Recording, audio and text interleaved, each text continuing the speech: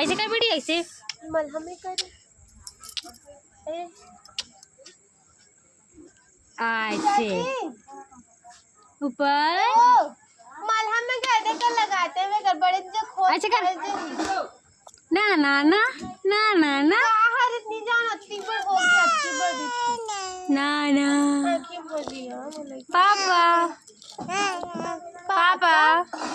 पापा